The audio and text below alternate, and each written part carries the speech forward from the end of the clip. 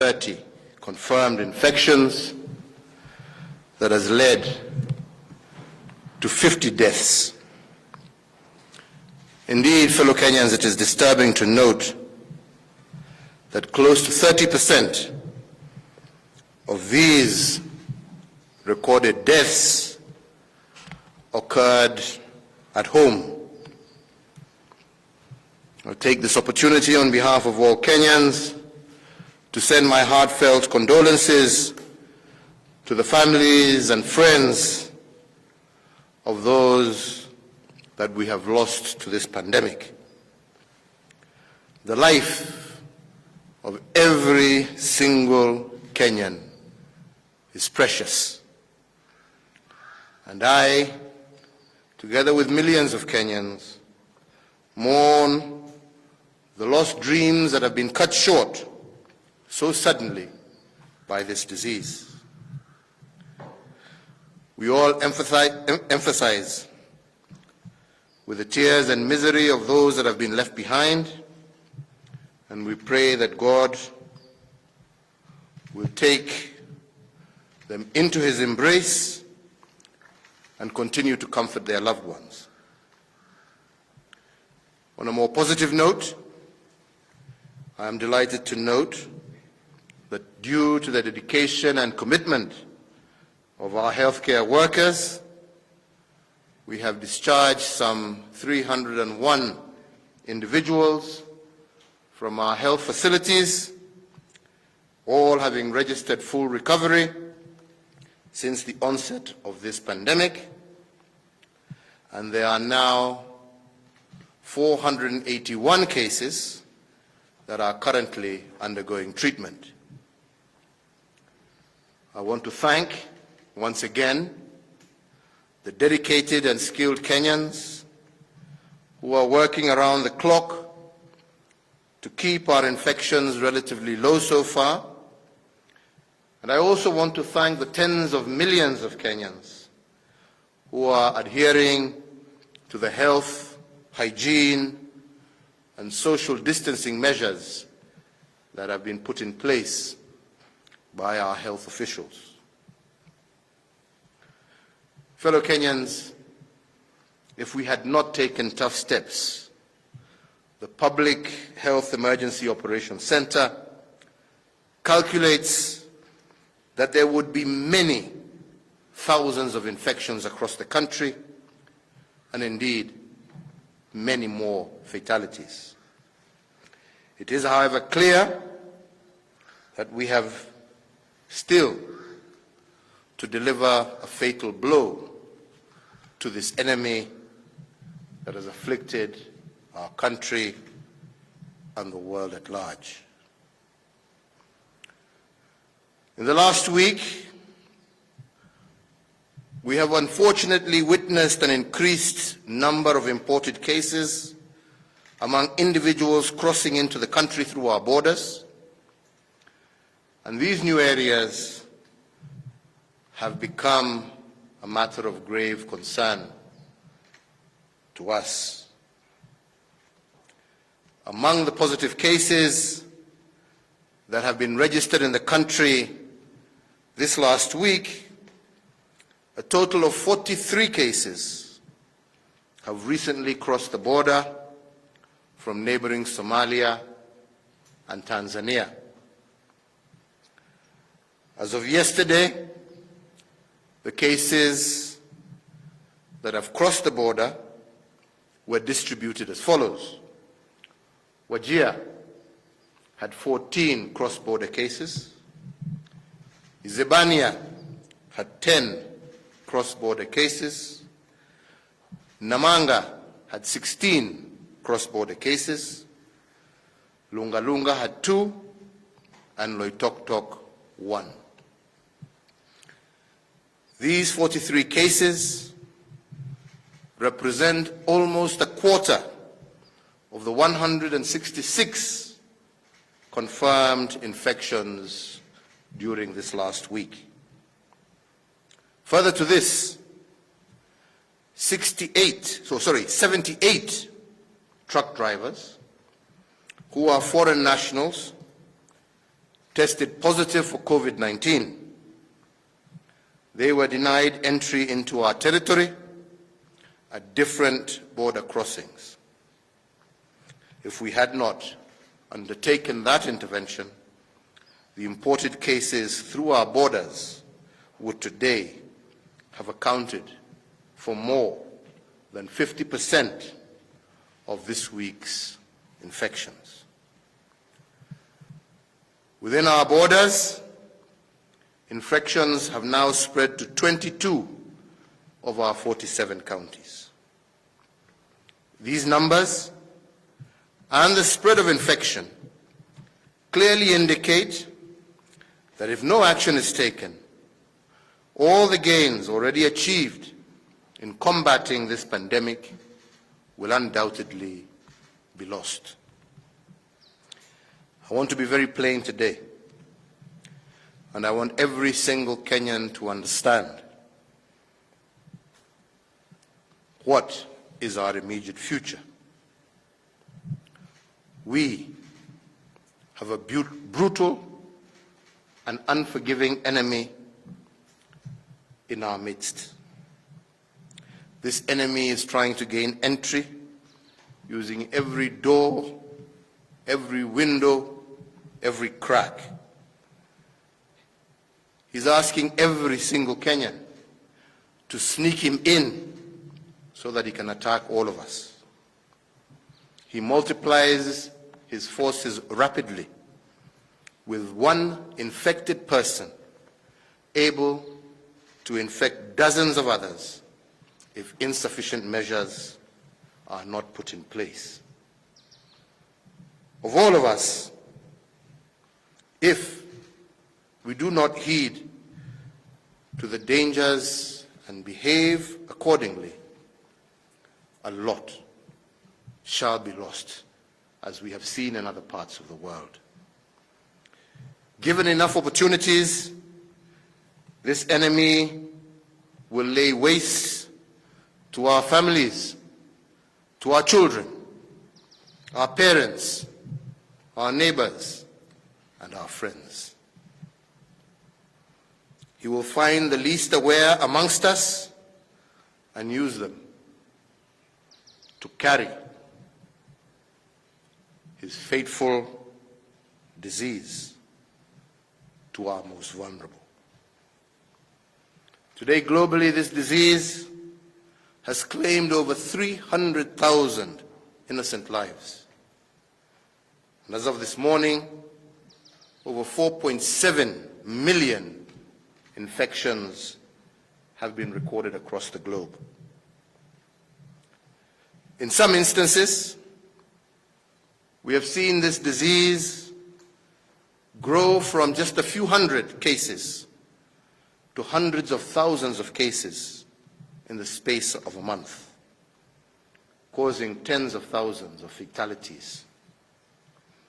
If we do not take additional precautionary measures and get even more serious in implementing existing guidelines, the number of people who will get sick and die is going to rise very sharply. I know that Kenyans are concerned about the impact this disease is going to have on our economy, especially on those sectors that are linked to foreign trade, foreign travel, and production.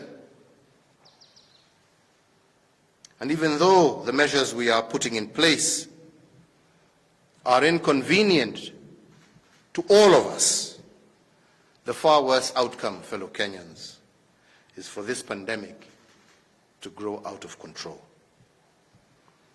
The cities and countries where it has raged out of control have suffered near economic collapse due to the terror and the paralysis that this disease causes. Economies far greater than ours are facing their worst economic situation in many, many years. I know that there is growing pressure from amongst our people. There is growing global pressure for easing of measures against this disease and for all of us to get back to normal. Indeed, one of the tasks that I gave our National Emergency Response Committee on Coronavirus was to undertake a close look at reopening our economy even further. However, their examination of what has happened across the world has found countries like Singapore, Germany, Ghana, that initially had done very well when they eased their restrictions, they suffered very dangerous spikes in new rates of infection. I, like you, am just as anxious for us to get back to normal, to get back to building our country. However, I also strongly believe that we will only be able to do this the sooner we sharply suppress the growth of infections in our country. We are therefore going to step up our defense by deploying stricter, more localized prevention actions. We will also review some of the previous concessions and directives to ensure that they are better complied with. So therefore, fellow Kenyans, in accordance with the advice by the National Emergency Response Committee on Coronavirus and our National Security Council, I am today directing as follows: that there will be a cessation of movement of persons and any passenger ferrying automobiles and vehicles into and out of the territory of the Republic of Kenya through the Kenya-Tanzania international border, except for cargo vehicles, with effect from midnight tonight, Saturday the 16th May 2020. There shall also be a cessation of movement of persons and any passenger ferrying automobiles and vehicles into and out of the territory of the Republic of Kenya through the Kenya-Somali international border, except for cargo vehicles, and this also will take effect from midnight today, Saturday the 16th May 2020. That all drivers of cargo vehicles shall be subjected to mandatory COVID-19 disease testing and will only be granted entry into the territory of the Republic of Kenya if they test negative. That the nationwide dusk to dawn curfew that is currently in force will be extended for a further period of 21 days up to and until the 6th of June 2020. That the cessation of movement into and out of the Nairobi metropolitan area and the counties of Kilifi, Kwale, Mombasa, and Mandera that is currently in force shall also be extended up to and until the 6th of June 2020. The government will continue to take every measure that it can to protect the lives of Kenyans from this pandemic and to plan also for the recovery of our economy post the crisis. The whole world is walking through the valley of the shadow of death.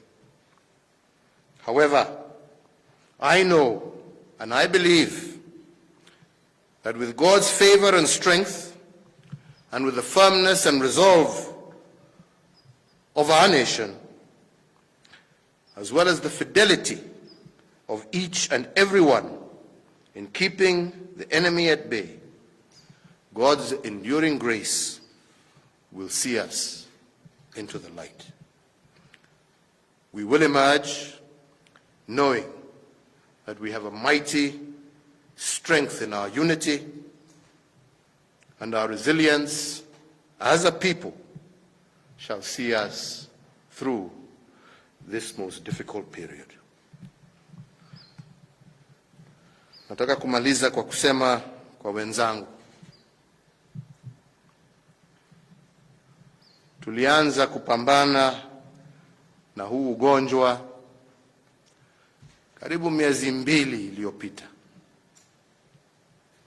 Na nataka tena kushukuru wale wote ambao wamehusika, wametusaidia kuokoa maisha ya maelfu ya Wakenya ambao wangeangamia kama sio yale tuliyofanya kujaribu kuzuia huu ugonjwa kuenea katika nchi yetu.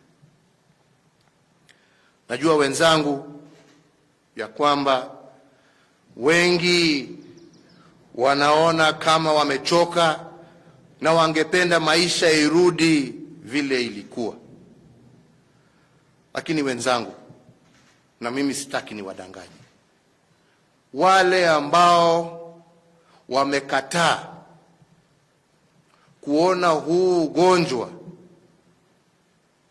kama ni kitu cha kweli, nataka tu muangalie makaburi ambayo imechimbwa dunia mzima kuzika maiti za watu. Jukumu la kwanza la serikali ni kuhakikisha ya kwamba tumelinda maisha na mali ya wananchi. Kwangu mimi, ningekuwa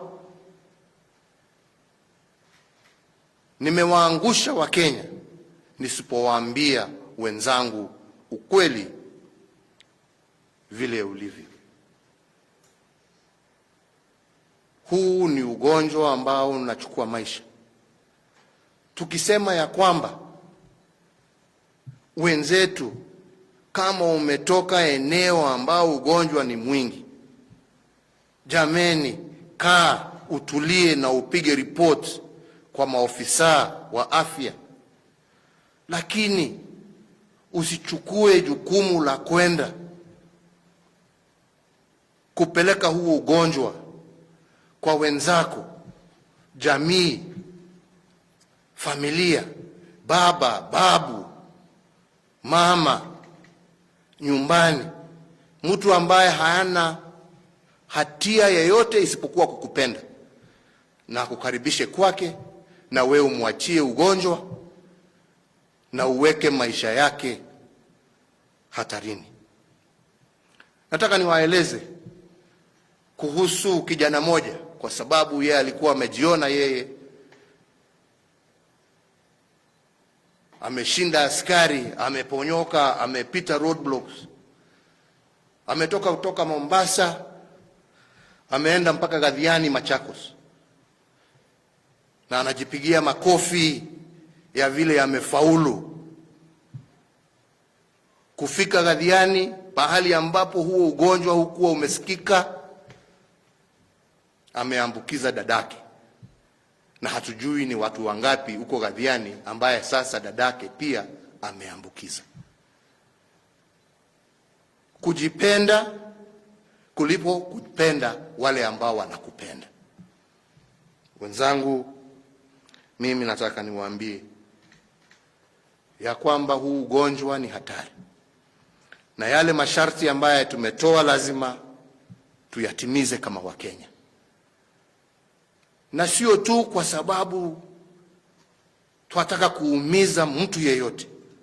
La, sisi wote tungependa turudi makanisani, turudi kwa shughuli zile tulikuwa tunafanya kwa kifamilia na kwingine, lakini huu ni muda, kama kweli wapenda jamii yako, wapenda mamako, wapenda babako, wapenda dada yako, ndugu yako, watoto wako, njia ya kuwaonesha unawapenda ni kukaa mbali na wao.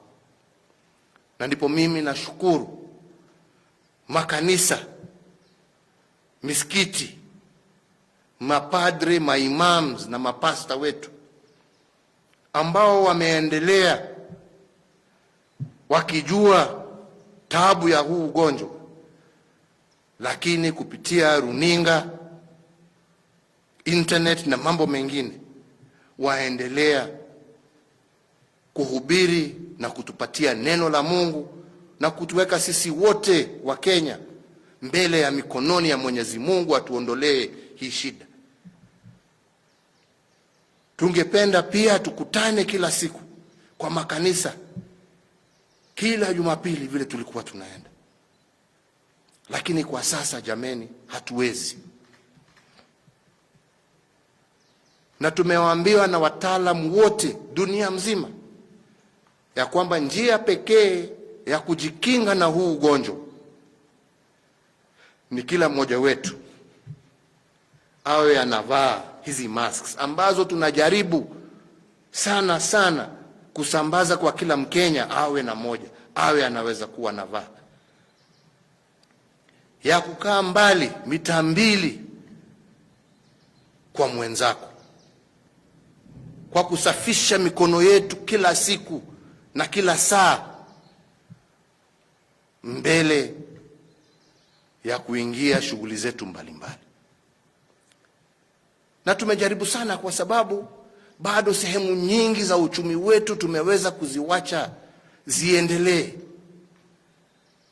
na hatutaki kufika kiwango ambacho wengine wamefika, kufunga nchi mzima na kusema Wakenya msitoke nje, au wananchi msitoke nje, kila mtu akae nyumbani kwake. Hatutaki kufika hiyo kiwango, na ndipo nasema huu ugonjwa hauwezi kushindwa na serikali peke yake. Inatuhitaji sisi wote, kila mmoja wetu afanye jukumu lake, atende jukumu lake, apende mwenzake. Na njia ya kupenda mwenzako ni kutii yale masharti ambaye tumepatiwa na wale ambao wanahusika, haswa maofisa wetu wa afya. Kwa hivyo, Wakenya wenzangu, tuendelee kumuomba Mwenyezi Mungu, tuendelee kutii masharti yale ambaye tumepatiwa. Na mimi sina shaka tukiongozwa na Mwenyezi Mungu, kwa sababu hii ni nchi ya Mungu, tutafaulu na tutashinda hii jangwa ambaye imekumba sio tu nchi yetu, lakini dunia mzima. Lakini wale ambao watashinda ni wale ambao watachukua jukumu la kibinafsi, jukumu la kibinafsi kusema mimi binafsi nitafanya ile ambaye inatakikana kuhakikisha ya kwamba tumeshinda vita kati ya huu ugonjwa. Kwa hayo machache, wenzangu, naendelea kuwaombea Mwenyezi Mungu, naendelea kuwaombea amani, na naendelea kushukuru wote, maofisa wa afya, maofisa wa usalama, maofisa wetu pia wa vyombo vya habari mbalimbali ambao wanaendelea kuungana pamoja na sisi kuhakikisha ya kwamba taifa letu liko na usalama. Tuendelee kukinga afya ya watu wetu na tuendelee na umoja wetu. Nasema Mungu awabariki nyote, Mungu aendelee kulinda taifa letu la Kenya, na tuendelee, nisisitize tena, kutii masharti yale ambayo tumepatiwa na wale ambao wanahusika na mambo ya afya katika nchi yetu. Asanteni sana.